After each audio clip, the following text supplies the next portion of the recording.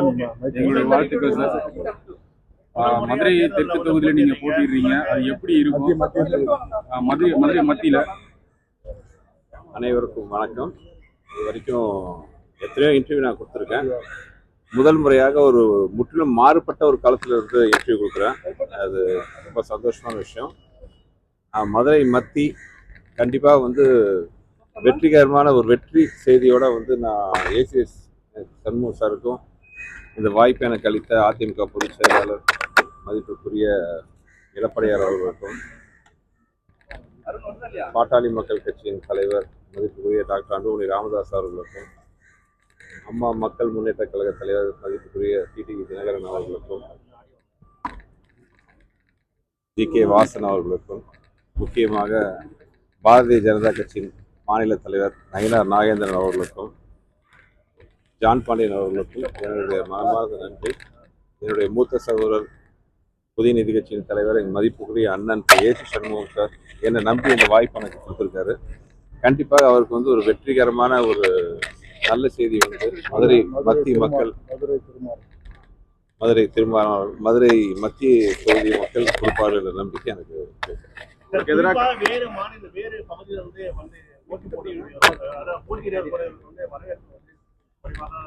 இப்ப நீங்க சென்னையில இருந்து மதுரையில நீங்கள் வெற்றி பெற்ற பிறகு அதே பகுதியில் இருக்கீங்களா? கண்டிப்பாக மதுரை மத்திய தொகுதி மக்கள் கண்டிப்பாக வெற்றி கனி எனக்கு தருவாங்க நம்பிக்கை இருக்கு. கண்டிப்பாக இனிமேல் மாசத்துல 15 நாள் என்னுடைய வாழ்க்கை வந்து மதுரையில தான் இருக்கும். அதை வந்து நான் உறுதிப்பட சொல்கிறேன். வெற்றி பெற்ற பிறகு மீண்டும் திரைப்படத்துறையை வந்து நீங்க தொடர்ந்தீங்களா? திரைப்படத்துறையில் வேணுங்கிற அளவுக்கு பணி புரிஞ்சுட்டு 30 வருஷமா நிறைய சக்சஸ் கொடுத்துருக்கேன். என்னுடைய அடுத்த கட்ட நகர்வு என்பது தேர்தல் முடிவு வைத்து தான் முடிவு செய்யும். மத்திய தொகுதியை தேர்ந்தெடுப்பு பண்ண காரணம் என்ன? ஏன்னா பிடிஆர் பள்ளிகள் வந்து ஒரு திமுக பன்னெண்டு கால தொடர்ந்து வெற்றி பெற்று வருவாரு. அதே மாதிரி தற்போது விஜய் வந்து களத்தில் இருக்காரு. விஜய்க்கு வந்து இளைஞர்களின் ஆதரவு வந்து அதிகமாக இருக்குன்னு சொல்லக்கூடிய இந்த தேர்தலை நீங்க எப்படி எதிர்கொள்ள போறீங்க? கண்டிப்பா ஜெயிப்போங்கிற நம்பிக்கை எங்களுக்கு எல்லாத்துக்குமே இருக்கு. இன்னொன்று ஆன்டி இன்கம்பன்சின்ட்டு ஒரு பெரிய வேவ் இருக்கு. ஸோ நிறைய விஷயங்கள் இருக்கு, நம்ம எல்லாருக்குமே இப்பவே பேசிட்டு இருக்க முடியாது. ஸோ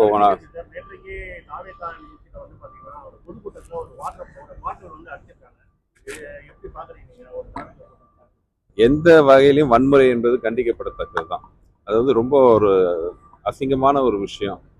இப்படியெல்லாம் வந்து அரசியல் இருக்கிறத பார்க்கும்போது ரொம்ப கஷ்டமா இருக்கு. அந்த மாதிரி நேரத்தில் தான் வந்து என்ன மாதிரி ஒரு பொது ஜனங்கள்லாம் வந்து அரசியலுக்கு வரணும்னு ஈடுபடுறதுக்கான காரணமே பாத்தீங்கன்னா இந்த மாதிரி சம்பவங்கள் தான். இப்படியே போயிட்டு இருந்துச்சா நாடு எங்க போகுதுன்னு தெரியல. விஜய் தற்போது களத்துல திமுக டிவிகே மட்டும் தான் களத்துல இருக்கும், மற்ற யாருமே களத்துல இல்லைன்னு அவர் வந்து கொஸ்டின் பண்றாரு. அவர் ஏடிஎம்கேவையோ பிஜேபியோ எந்த இடத்துல களத்துல இல்லைன்ற மாதிரி சொல்றாரு. ஏன்னா நீங்க அதிமுக வந்து போட்டிருந்தீங்க. இது வந்து விஜய் சார் வந்து மதிப்புரிய விஜய் சார் வந்து என் மேல வந்து பெரும் மதிப்பும் அன்பும் கொண்டவர். அதே மாதிரி நான் அதே மாதிரி தான். அவர் வந்து என் ஒய்ஃப் வந்து அவர் வந்து ஒரு தம்பியாக தான் கருதுறாங்க. அதே மாதிரி அவரும் என் ஒய்ஃப் வந்து அக்கான்னு தான் அன்பாக கூப்பிடுவாங்க.